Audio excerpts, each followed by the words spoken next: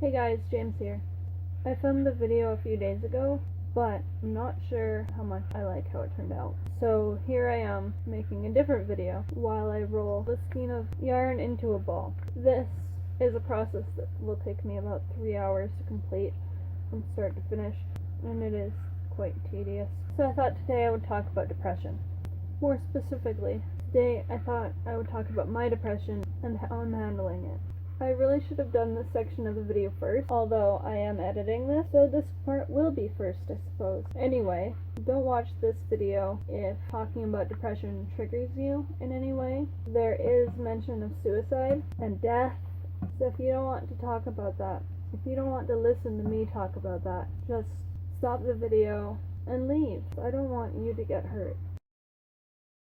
I believe my depression is caused mainly by gender dysphoria. I could not live in a girl's body for the rest of my life. So to dive right into the subject, I am suicidal. I've had thoughts of death since I was 13 years old, and I've been tempted to act on them multiple times. There was a long time in my life where I couldn't see things getting better, and sometimes I still feel like that. I am on medication for it now. For a long time I wasn't. In fact, I didn't realize that I had depression. Depression is one of those tricky things that tries to convince you that it isn't there, that it doesn't exist. The worst days are not when I feel sad. The worst days are the days where I feel nothing. At the risk of sounding pretentious, it feels like my soul is empty and nothing will ever fill it again. Those are the days that I feel like I'm already dead. I used to think there was no hope of getting better. I used to wonder what my funeral would be like. I've been planning my suicide since I was 13. I know exactly how and where I would do it. I think the most fucked up part of that is that fact comforts me just as much as it scares me. It's called suicidal idealization. Honestly, there have been times where I was sure that I would die. There were times that I felt and still sometimes feel like any day, that is the day that I'm going to do it. Like I've reached the straw that breaks the camel's back. But you know what? I'm still here. For the first time, I wished I would die. It wasn't my thought.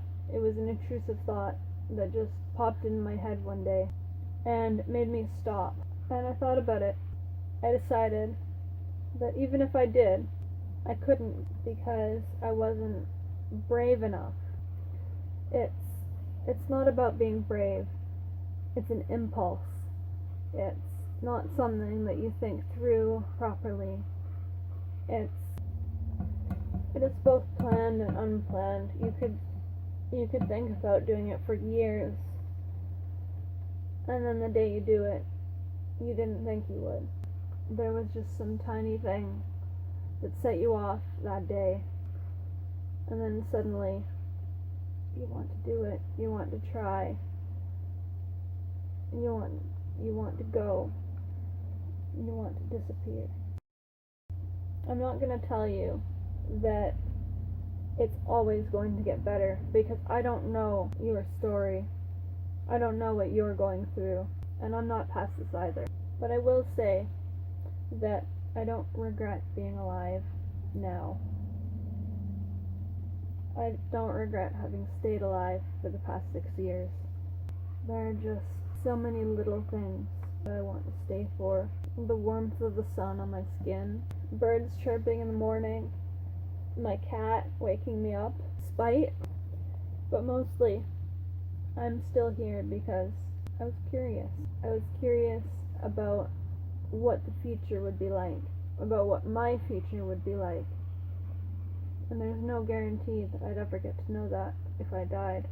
So, here I am, finding out. So, there will be some helplines down in the description in case you need those.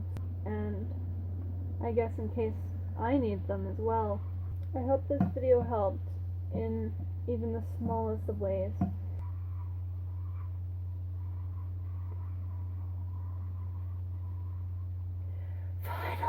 This is the third time I've rolled one of these.